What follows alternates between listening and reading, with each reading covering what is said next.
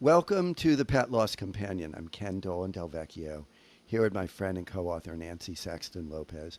And this is a program that we do live every Thursday from 6 p.m. Eastern Time till about 6:30 p.m. And a lot of what we do is we read letters that people have sent us about the loss of their animals and how they're doing. And if you'd like to send us your email, we'd be happy to receive it. You can reach me at kenddv@gmail.com, Nancy at nancysaxtonlopez at gmail.com. And if you write to us, let us know if it's okay to share on the program. And it's okay if you would rather we didn't.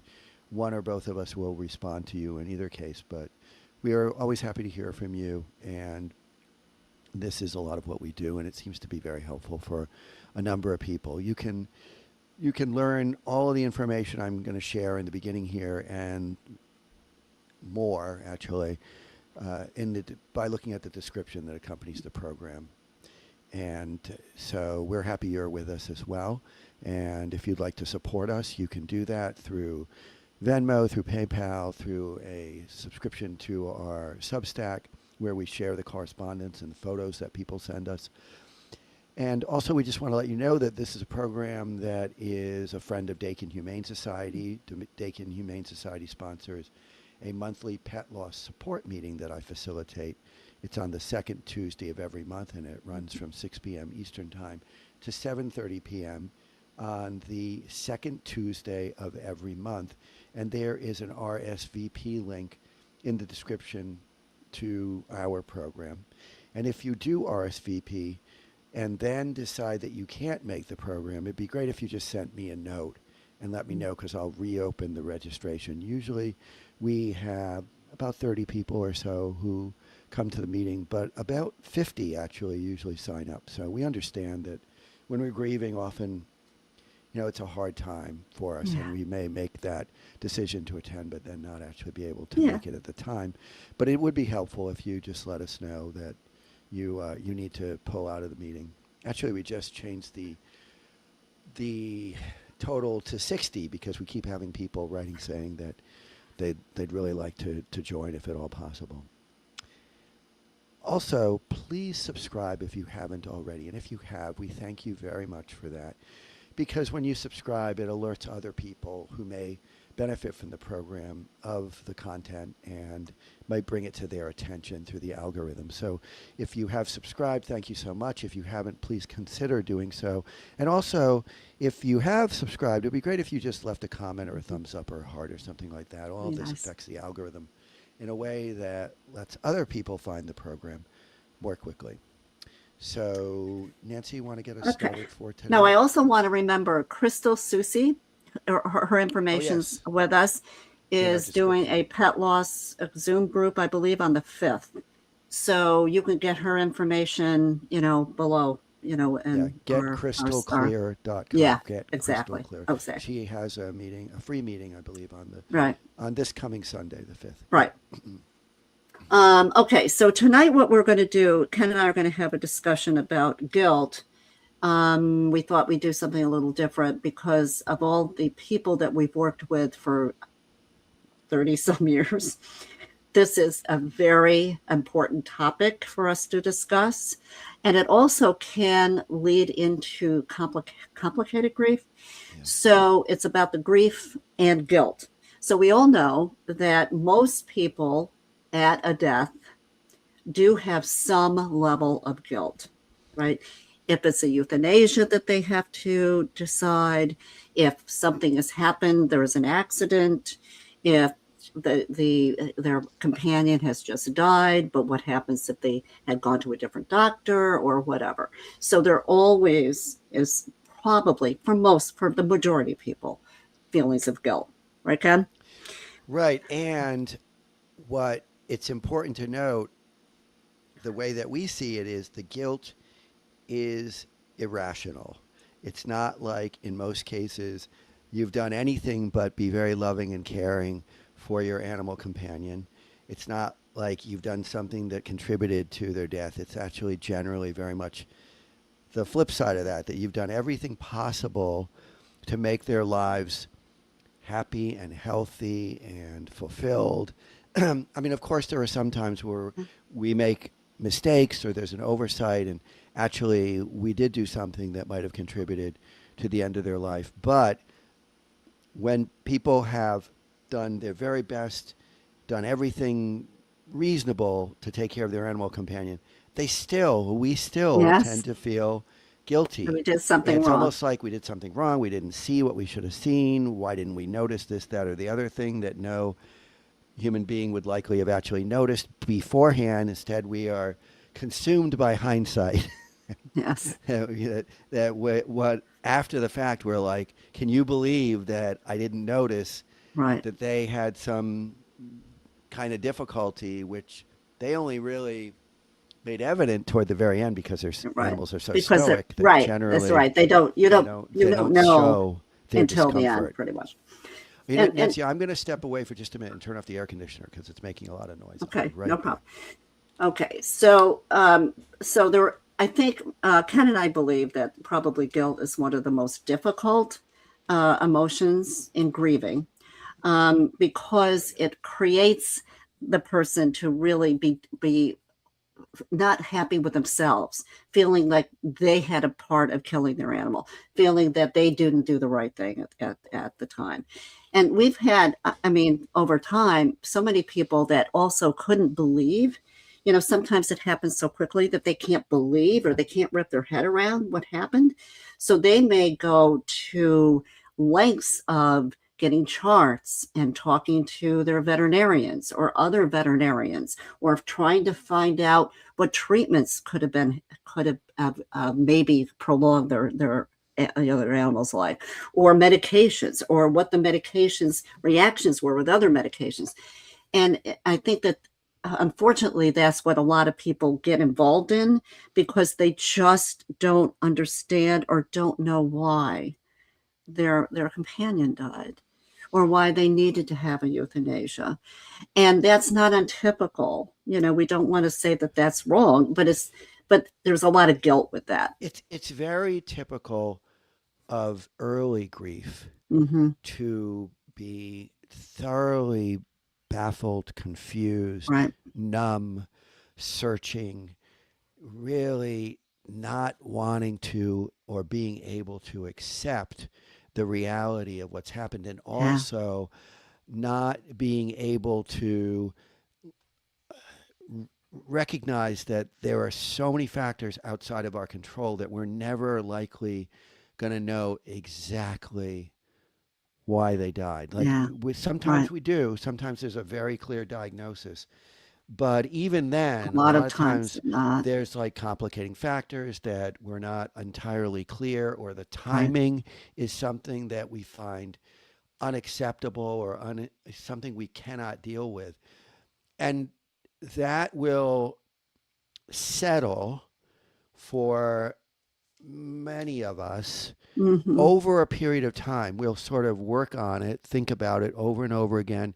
We may do some research on it. We may want to know from the veterinarian in a very detailed way what their best impression is. I can tell you that many times I've spoken with veterinarians, and they've basically said to me they had whatever diagnosis, and it's often been congestive heart failure Heart with failure. little dogs, and they'll say the timing of their passing is affected by so many factors that Right. I can't really give you more clarity Exactly. than that, except that they were at the end. They were struggling to breathe, they were dying, and it was a very good idea to end their suffering through euthanasia. But there are some people and sometimes where they get kind of stuck, Yes, a right? lot of people get stuck. I mean, working at an ER vet, right? And Yes, and yeah, even hours, like so many pet parents say, well, you know, the veterinarian said that it could be 2 or 3 weeks, and they'll see a follow up, right? But she died 2 days after that. So how did that happen, right? right. Or like hours. You know, if I had brought him in 5 hours before, would he have lived? And those Yeah. are very difficult decisions to, or for veterinarians to say, hey, I did have a conversation with one of the veterinarians yesterday, and he said, hey, we don't have the measure of that, right? Right. Yes, I mean, could Yeah. probably the dog is very ill, and probably we would not be able to determine that that couple hours would have made a difference. It probably would not have made a difference because there's veterinary medicine is not exact like human medicine isn't. You know, Yeah. I you mean, can't, it's that question is so provocative of guilt, yeah, I think. It's almost searching for guilt, either in oneself or in the caregiver, the veterinarian. And I would think that that's an extremely tricky question to question to navigate. answer. Yeah, That's because what he the said. He said, yeah, you know, he said, and I don't think so, but yeah, and how and would and you really again, know? what I think a lot of this comes down to is that, and this happens with human beings too. We sometimes go into medical crisis, Yeah, and that is often with an animal. We're often complicating our ability to know what's going on, not only because they can't talk, you can't talk to us in right. language, they No, can't tell us no, exactly, but also there is always this overlay of trying to protect themselves because, in an evolutionary sense, they've grown to try to be extremely wary of showing weakness, showing any exactly. kind of vulnerability because they're likely to be That's prey. their instinct, right? Right. In the wild, they would be eaten, right? So And so we're attacked. set up for this question of how could they possibly have declined and died so rapidly? And that's part of the way they're wired. A Right. lot of animal companion species are that way. A we have a comment. My dog died from heart failure. Her body was shutting down. She stopped eating. She couldn't walk without feeling over. So I knew it was the end. And Oh, Jack, so good, good, nice. Thank you for giving us yeah, that and comment. and That's important. sometimes it's that Hmm.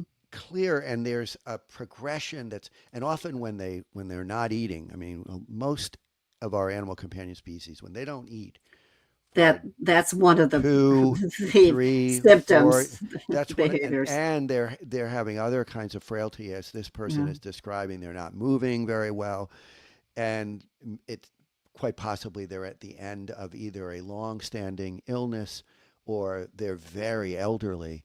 We know that they're declining toward the end, and so yeah, that's that. And then as the person wrote, so I knew it was Right. the end. Which is really important. Quality of life scales are really important, even though they're subjective, because how do you know they're in pain, right? Or how do Right. you their mobility you could know, drinking you would know, eating you would know, more good days and bad. How about pain? So, but I do think that for a lot of people, that's helpful to have something to look at and then observe. And you're right. It's we appreciate that, Jack. It's not it's a process for a lot of them. Obviously, sometimes they just die. Sometimes they die in a way that wasn't expected. Sometimes there are accidents, but I think in a heart failure case or chronic disease or whatever that is, it's important to be for them, right? To take care of them so they don't suffer, as opposed to, not letting them go. And it would be sometimes a much more difficult death. Yeah. Well, let's talk some about complicated grief, and even the Yeah. notion is a little hard to pin down because of the way grief comes and goes, Hmm. and we never really get over our losses. We hold them. But Right. the way, let me Right. just tell you, tell me, I'm going to tell you the way I think about complicated grief, and you can tell me what what your what your way of thinking about it is. understanding of complicated grief is when you are so preoccupied and so burdened by a grief that you really can't function. Right. That you That's right. are that it is at the center of your thinking and your emotions in ways that impede your ability to do the other things in life. And Right. that goes on and on and on in a way that is unrelenting. And so it's similar to clinical depression, but I guess Mhm. it isn't as absolutely, it isn't as absolutely distressing and damaging you to the same degree. Is that the way you understand it? Well, Or it's they? interesting because I did some research, obviously, before we came on today, right? Mm-hmm, It is a prolonged grief disorder. That's what it's called. mm-hmm, And there is a detachment to the world. There is an inability to accept the loss. There's an intense longing. There's a preoccupation, but it's over a year, meaning it doesn't right. happen and it's not for 4 months or 6 months. It's over a year. So if that person is still struggling like they were in the beginning a year later, then there are other complications. Now, they could look, everyone has their life, right? A lot of people have different issues, different family issues, different personal issues, different work issues. We don't know. I mean, that would also could lead to more complications, depending on a history, depending on what's going on with them. And Yeah. if it's over a year, I mean, you might very well be in treatment for clinical depression Yes, after could just a be, few could be. weeks, actually. I mean, because the criteria for a clinical depression is that you are unable to get yourself for even to have some bright moments for a duration of more than 2 weeks. And so I'm imagining that some people would hopefully be in treatment for depression and getting the treatment they deserve before reaching that 1 year mark. Does that make Although sense? I've had, yes, I agree, but I have had folks, more than one, quite a few folks, that didn't even get grief counseling for a year after Wow. their Wow. animal has had died. I mean, it's a And good, so that's why it's complicated, right? yeah. Because And it's a they good have a rough thing to, time. I think it's just a good thing to throw in that if you are struggling, even if it's fairly new grief, you deserve to have a professional working with you. I mean, Hmm. if you are burdened to the point where you're having difficulty functioning in your daily life, you're having difficulty sleeping or eating or doing the work that is necessary for you to do for your income, if you're having difficulty taking care of dependents, you deserve to see a Oh yeah, professional. and absolutely. But I think for some people, like one of my folks is can't the person doesn't have the energy Yeah, to even do things, it's a right? real So conundrum. Yeah. yeah, so what happens is it just lingers.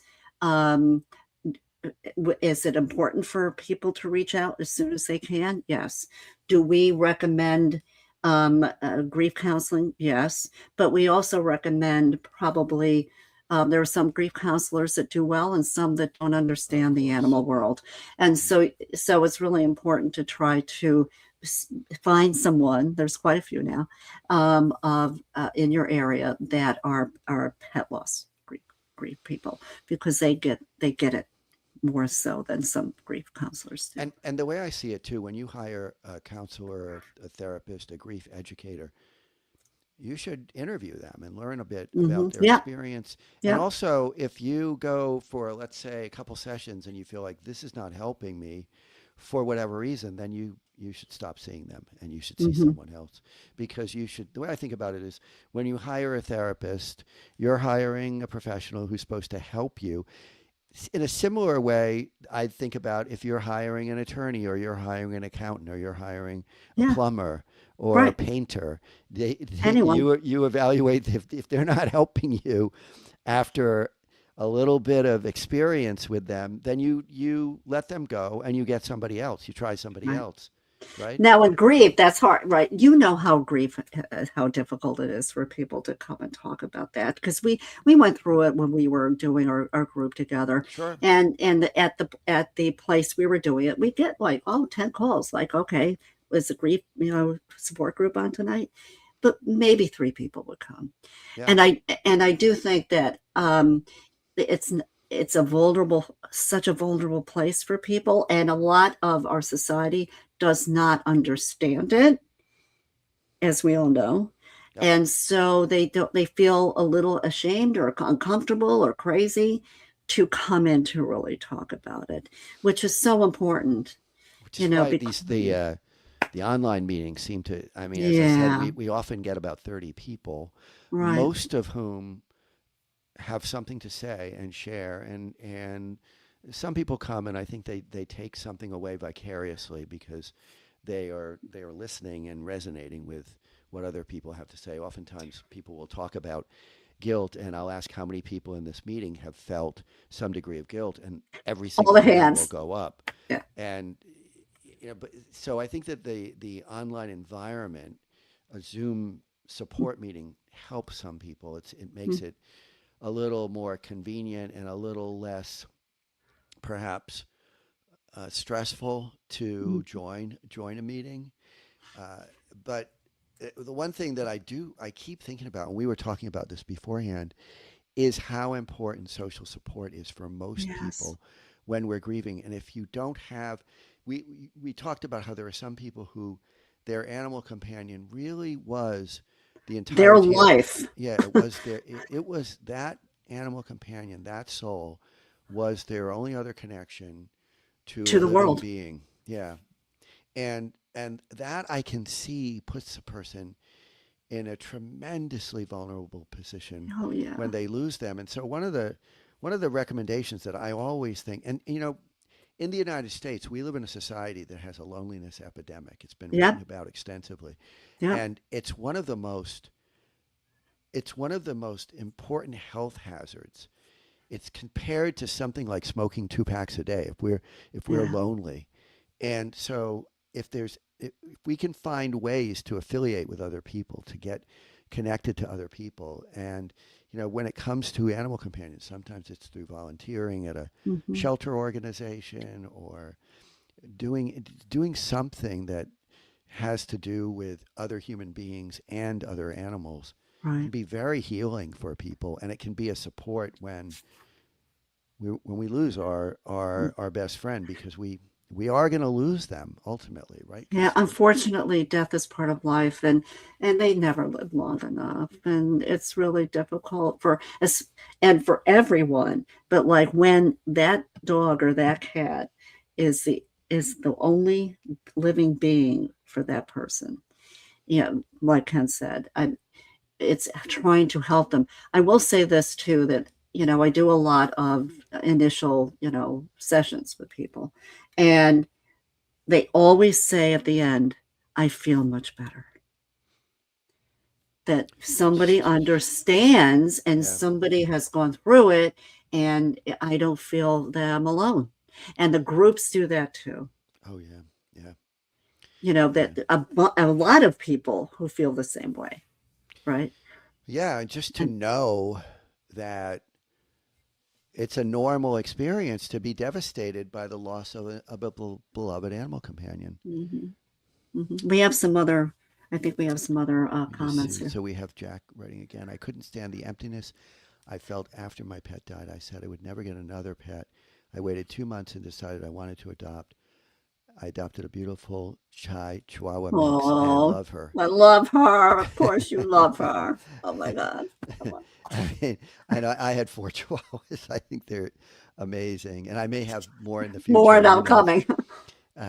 When and then we have a comment: how to deal with guilt and grief when diagnosis at the ER was grim. I spiraled. It turned out there was hope. I didn't give up though. Oh, oh, that's so hard. Oh, I've heard that over and over again too. Recently there was someone who um, had gone to an ER, and there it was a night, and her beloved was not doing well, and then there was a diagnosis, but didn't really have the ability to really understand all of it. And then so they recommended the vet, and this is where we get with veterinarians and ERs sometimes. Um, and the dog was euthanized, and then the next day she found out that there could have been some treatment. So I mean, and that's really painful. We get it. I mean, and then you find out something like that, and then that's really the guilt, right? The guilt is much more difficult with that because they're feeling like, oh my God, I didn't have to do that, you know. Yeah, So it's so that's really hard. complicated because at the ER, the diagnosis was grim. I spiraled. It turns out there was hope. I'm. I feel like unless we know more about the About what Lori's saying. details, and we can't really get necessarily into all of that now, but we would love to hear from Yes. Lori who wrote. Yeah, please. I think sometimes we decide that we chose too soon, Yes. A- and When? and then we're we feel terrible about it. We feel guilty, and I mean there's a I just feel like that's a really tricky situation because it turns out there was hope. Well, how much hope? We don't know. Right, yeah. And for how long? And I hope that, and it looks like her name is Lori. I hope that Lori's not torturing herself Yeah. with this Yeah. because Yeah. Yeah. it Yeah. sounds like her animal was very, very sick. And, there's always this, we hear this over and over again, better a week too soon than a day too late. We don't want them to suffer needlessly. So, Well, Lori, you reach out, please. You yeah, know. yeah. So, Um, what we have what do you another have? one too. I think another Do we person. have a person writing? So grateful to be watching live. It's nice to have you Thank with you. us as well. So, well, and person Vets make mistakes. that oh my God, they do. Every professional makes mistakes. Every professional makes mistakes sometimes, and sometimes they're really consequential.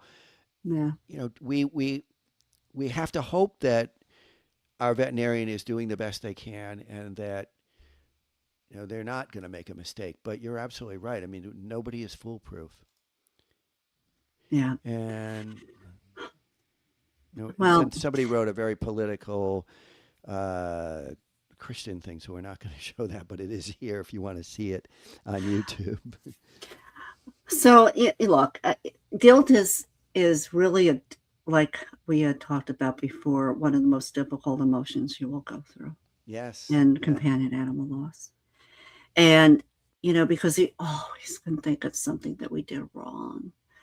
Um, and it's really important to try to be gentle because we can't take the guilt away, but to be gentle with yourself because all of you here that we're talking to are really good pet parents because you're here listening to what we have to say.